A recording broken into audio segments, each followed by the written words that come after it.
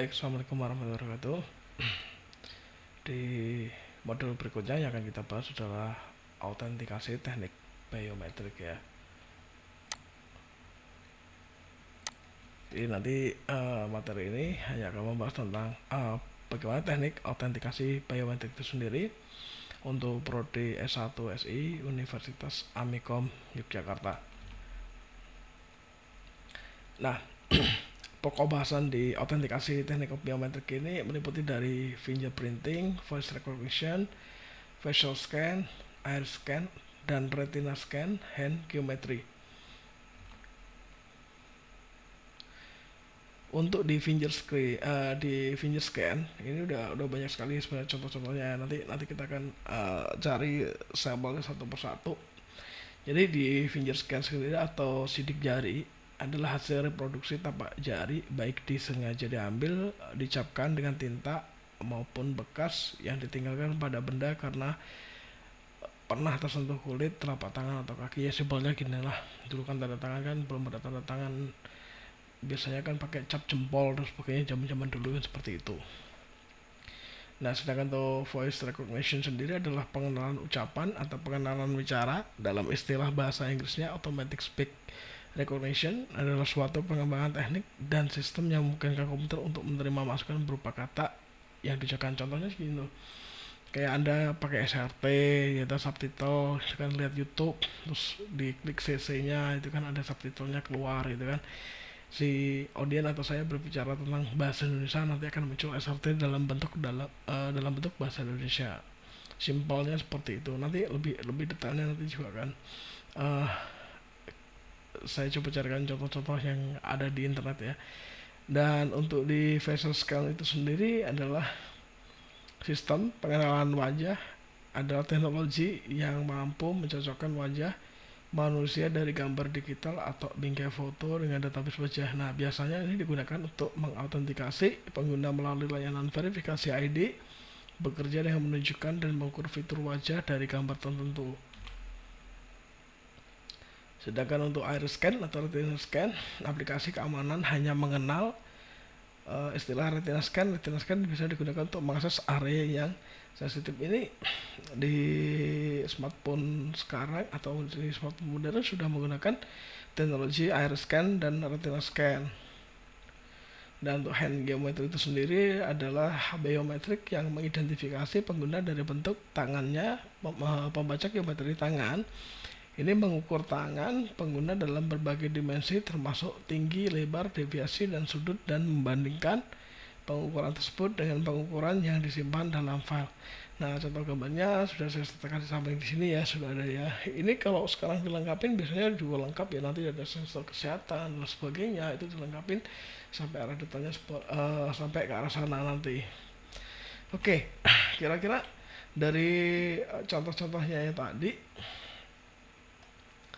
jadi di sini kan ada contoh tentang fingerprinting ya di sini ya. Jadi kita cari aja fingerprinting ya. Ini contohnya banyak sekali contoh-contoh fingerprinting gitu ya. Ini painting, sorry. Fingerprinting atau finger scan, sorry, lebih spesifik biasa kayak gitu. Nah, ini contoh penggunaan finger scan jadi untuk presensi dan sebagainya. Atau di model smartphone sekarang kan udah ada finger scan-nya semua ya, di belakang itu kan udah pengenal sidik jari Anda di situ ya. Terus ada lagi namanya tadi di sini tentang voice recognition ya, voice recognition. Nah, ini sama seperti kita baca kayak text to speak gitu ya, atau text to speak, kayak kita manggil Google Assistant atau Siri Assistant ya kan, hello Google bla bla bla segala macam, atau apa hello Siri dan sebagainya, open music, open apa segala macam. Kita berikan inputan dari suara kita itu dari voice recognition. Sedangkan kalau facial scan di sini,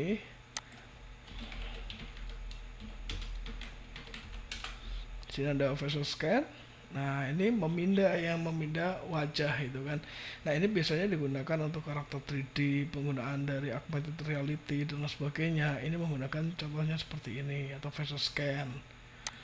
Terus ada lagi iris scan dan retina scan.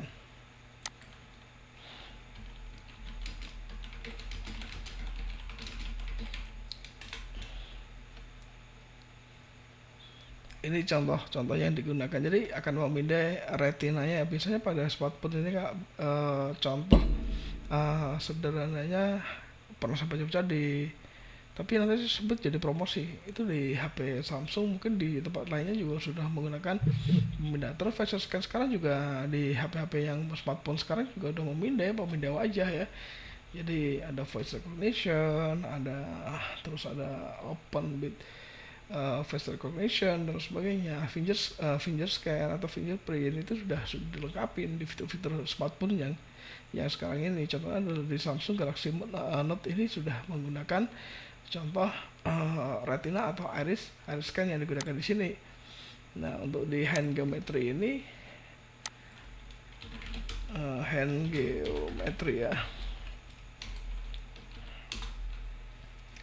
Ini contohnya ada beberapa, ada banyak sih. Jadi ada digunakan untuk pemindai tangan, lengkap ya di sini ya. Nanti sidik jarinya sampai telapak tangan akan dipindai semuanya. Dan untuk teknikal kesehatan biasanya untuk sistem kepakaran ini akan dipakai juga nanti. Jadi dilengkapi sensor menentukan misalnya ini dari suku apa, terus ini usianya berapa, terus masa usia selnya berapa, masa usia tua dari kulitnya berapa, nanti akan dipilih juga. Nah, contoh yang digunakan untuk di face recognition tadi itu contoh aplikasinya kan Anda pernah bermain dengan reface ya, atau model-model deface kayak reface dan sebagainya. Ini kan contoh-contoh yang tidak bisa dibaca oleh di ini ya, di face scan-nya sendiri ya, karena kalau kita memilih, kalau kita langsung dari kamera itu bisa, tapi kalau kita pakai menggunakan video yang sudah kita rubah itu tidak bisa terpindai atau tidak akan bisa masuk. Jadi contoh-contoh sederhananya seperti itu tentang autentikasi atau teknik autentikasi dari biometrik itu sendiri. Nah, semoga nanti informasi ini bisa dimengerti ya untuk teman-teman di Prodi SI, dan memang saya jabarkan sangat singkat sekali, hanya 7 slide di sini karena kita hanya membahas tentang apa sih fingerprinting, voice recognition, facial scan, iris scan, dan retina scan sampai ke hand geometry. Nah, tugas dari teman-teman nanti, teman-teman lengkapi deh. Di sini kan belum ada kelemahan dan keunggulan. Silakan Anda nanti tulis gak usah dikirim ke email saya, cukup Anda tulis di kolom komentar saja, tapi disertai dengan nama, jangan nama samaran ya, nama dan NIM untuk penilaian sebagai tugas Anda di sini ya. Oke, cukup sekian. Assalamualaikum warahmatullahi wabarakatuh.